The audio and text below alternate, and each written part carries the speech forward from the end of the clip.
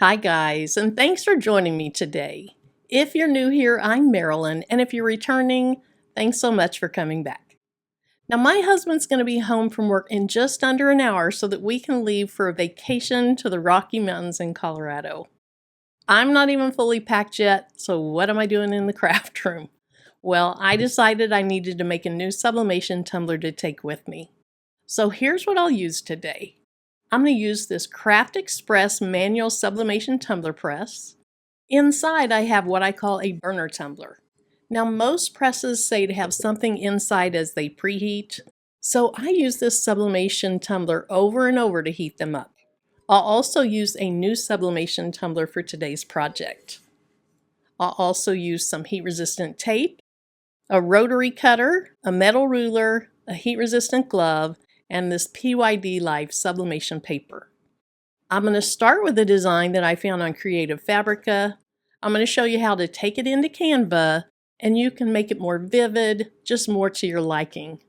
Once the design's ready, I'm going to print it on my Epson EcoTank 15,000 printer. Now that wasn't meant to be a sublimation printer, but when I bought it, I put Hippo sublimation ink into it instead of the ink that came with it. I want to show you really quickly in Canva how I boosted the colors of this image to get it to where I wanted it. So I'm going to start with custom size, and then you need to change pixels to inches, and then for my width I'm going to put 9.4, and for my height I'm going to put 8.0, and I'll say create new design. The next thing I'll do is I'll go right over here to uploads, click on that, and then I want to upload a file. So I found my design on Creative Fabrica. It is very, very pretty. It's right here, so I'll click on upload. What that does is it puts that design over here in your uploads. You still have to move it over here to your canvas. Okay, that finished, so all I'm going to do is click on it and it shows up over here. Now let's stretch it. And the aspect ratio of this straight out of Creative Fabrica is a little bit different. So I'm going to stretch it to where I like it. Okay, and I think I like that. Now I don't like quite all that darkness over here. Let me get rid of some of that. Okay, I think that looks fine. So to get this to the colors I want it, I'm going to click right up here on Edit, and then I'm going to click on Adjust. Or if you see a filter down here that you like, you can just click on it. So let's see what natural would look like. It just looks more vivid, but there are a ton that you can pick from. Let me go ahead and click the back arrow. Now we're back to our original photo. Let me click out of filters. I'm going to go back to edit, and now we'll click on adjust. So there's only a few things I want to do to this. One is to brighten it just a little bit. One's to add a little more contrast. I want to boost the vibrancy, and I want to boost it quite a bit. This might get a little hyper-realistic looking, but I don't care. I want it the way I want it. And I'm increasing saturation just a bit. You can easily overdo it. Let's turn that back down. Now, I don't typically do too much with the sharpness, but I love to use this clarity. So we'll just slide that to the right some. That might be a little too much.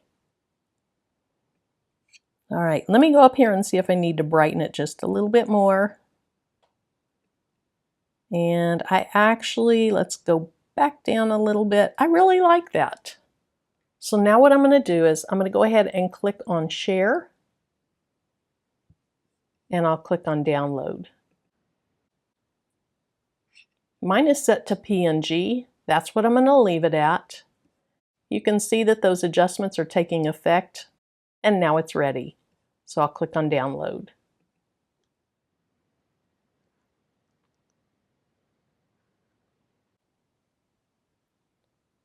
Now I want to go right here. I'm going to name this Tumbler Mountains, and I want to save it to my desktop. All right, let's go ahead and get out of this. Now let me just pull up both of those designs and see the difference. So here's our original one, and here's the one that I edited. I'm really happy with it. I think those are really pretty colors. We're doing this video at a different angle because my camera stand just broke. So I'm having to regroup and do it a different way. But here's what I want to do. I want to use a rotary tool that I don't use on fabric. I don't want to mix my fabric ones with my paper ones. And I want to cut off the excess white paper. And it's important that you get all that excess white paper off. Otherwise, you're going to have a little white streak down your tumbler, or at the top or at the bottom. Now this rotary tool is terrible, but we're going to suffer through.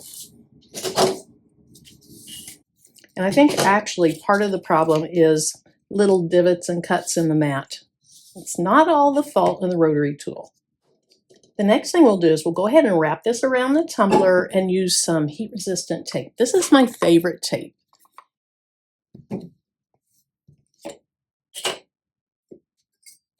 So I'm going to flip my tumbler over, and then I'll have to flip my design over. And let's see if this goes all the way around. And it does just barely. Okay, let's go ahead and go with it. So I am going to put one piece of tape in the center, and I'm going to put the tape on this top piece and pull it together really tightly, and hopefully that is just barely overlapping, and it feels like it is. I think I'm fine. Now what I want to do is I want to get the paper just barely above this top edge. So I'm just going to do that. And when I say barely, I do mean barely. I don't know if you can even see it. Let's push it up a little bit more. Okay, I like that just a little bit better. So I'm going to go ahead and finish taping the side.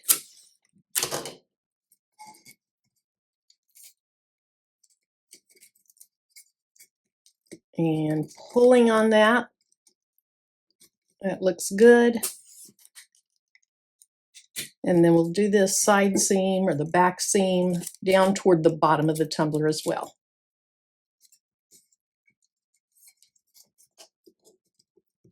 And while we're doing this, let's go ahead and turn on our tumbler press. You can barely see it over here. There's a button you turn it on the side. And there is that old tumbler in there. I'll show you that when we're ready to take it out. So now I want to do the top of the tumbler. And if you've seen how I do these before, I do use a lot of tape, but my tumblers typically turn out looking really good. So I'm going to put this tape at the very top of the tumbler, and I'm not going to stretch on the tape. I'm putting it on there so that it's nice and tight, but I'm not stretching on it.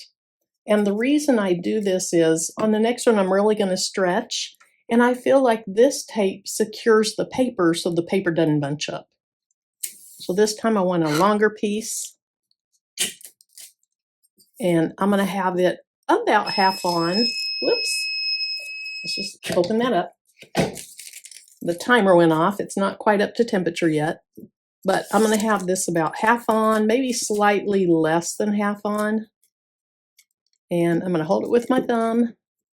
I'm going to really stretch this around. And that's too much tape, but it's okay. Now I'm just going to fold this straight over the sides. I'll go all the way around, and then let's press it down inside.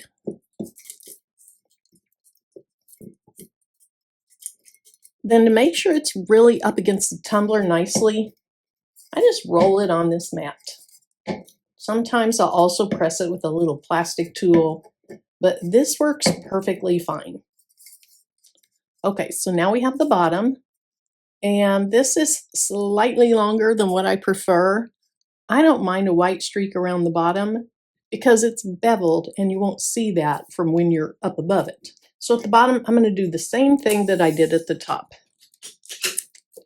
Now, this piece of paper is on top now, and so I'm going to pull with it, not against it.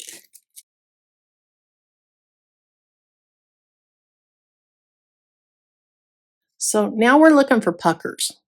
You see that pucker there? I don't want that. Let's see if we have any up here. I don't see any up here.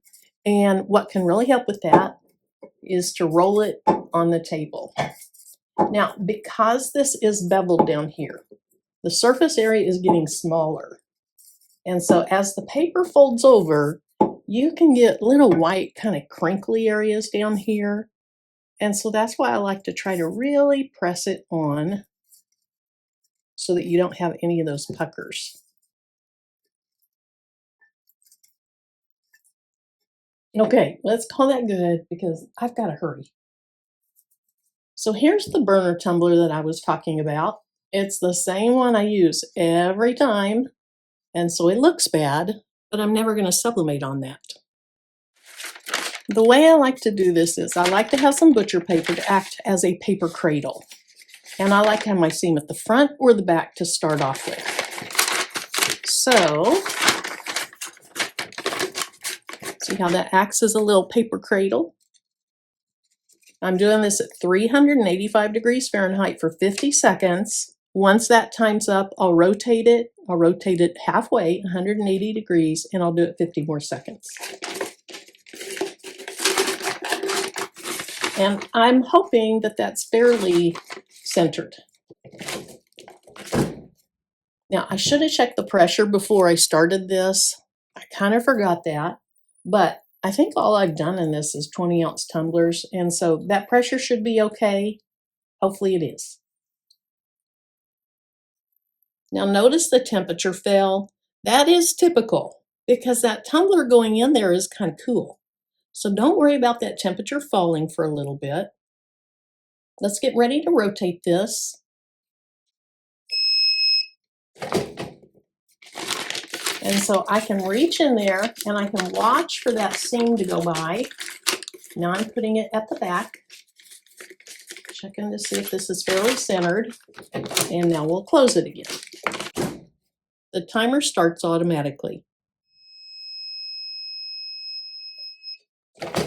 And you want something that you could put the tumbler on where it's not going to ruin your table or whatever you're using. So let's go ahead and pull it out to the side. I'm going to set it here for a few minutes. The reason you want to let it cool down some is that tumbler is extremely hot. And if you start moving that paper around while it's still hot enough to sublimate, you're going to get a blurring effect. That is still pretty warm, but I'm going to go ahead and get started. And what I like to do is just put a slit in the tape. And then I try to just start unwrapping the tape.